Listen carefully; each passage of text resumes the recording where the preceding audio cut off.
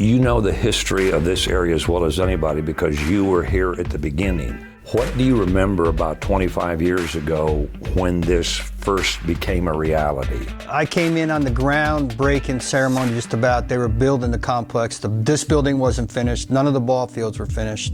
It was in July of '98 with the vision of bringing in baseball tournaments and all that. We originally started out with the 4 fields we have here, the 1 big field in the back, 3 soccer fields, and the 8 tennis courts.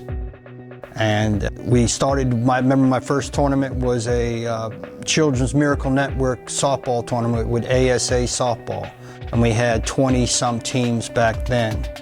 And now it's evolved into where we have roughly around 32 tournaments a year during the summertime for baseball and girls fast-pitch softball. Talk to me about what the soccer fields are like on the weekend and how you can't stir out here with a spoon.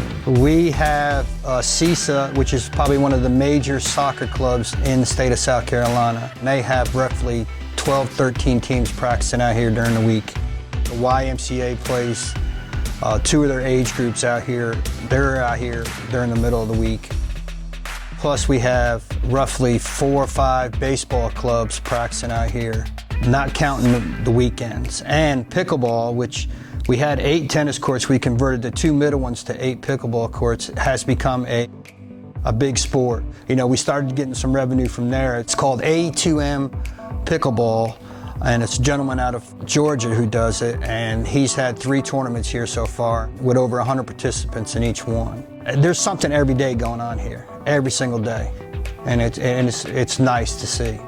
For those that associate or hear or talk about or come to this complex, some go no further than the Civic Center, and others know about the amphitheater. But give me a history of this whole area, what it used to be, what it is now, and how much more it has grown. It used to be the stockade, and they had that out here, and roughly we have 365 acres here on this side of the road, but if you go across the street, there's 25 more, and I believe it's 20 up by the recycling center. Even the land back here, we've added 2 new baseball fields back here. I can remember you couldn't even see the pine trees on this bank here, and Amelia Earhart flew in, and that statue was up there. But in a course of 25 years, it's just grown up. Actually, I think we could go across the street. We did a vision of the 25 acres and already had somebody draw out we could do over there, which I think eventually that'll happen. How proud are you of the fact that you were part of this? I tell you, sometimes I lose sight of what's right in front of me, because you get so used to doing the same thing for 25 years and you grow. And this year, we need to start reinventing ourselves and get back in to get caught up with everybody else.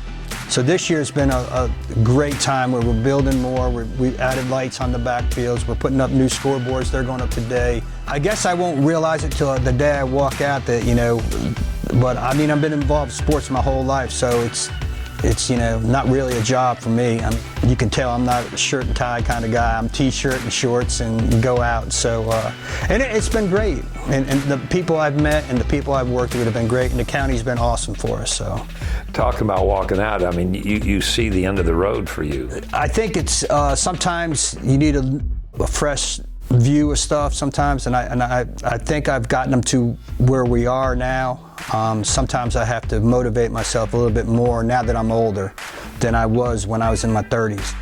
Anderson County is getting to welcome a lot of people in here. Tell me about the World Series, exactly what Dixie baseball is and how we got it. Joey Lanson and myself got together about 5 or 6 years ago, and they were doing Dixie Youth in Belton. Now, he's the District 1 director, and they were looking for a place to hold a state tournament back then. Well, we got together and said, hey, we got this place here. Why don't you utilize it? And we're in a great location with hotels and the movie theaters right down the street, restaurants, the interstate. Tell me about Dixie baseball. Where does it originate from? I don't know going back all the way, but I do know it was in competition with Little League, and they broke off from Little League, and there's 11 states to do. And South Carolina is one of the top 3 participants, has the greatest number of kids playing in that youth league. It's kind of like a rivalry. It's kind of like Babe Ruth Cal Ripken and Dixie. Now you got Dixie Youth, and it's been around since, I say, the 50s or 60s, and it's just taken off. Is this double elimination? Yes, it's a double elimination tournament, so everybody plays the first day, everybody will play the second day, 2 losses and you're out. So you really you'll start eliminating people on Sunday and Monday, and then you'll dwindle it down till you get to your championship teams and, you know, the world champ in that division, so it's pretty big.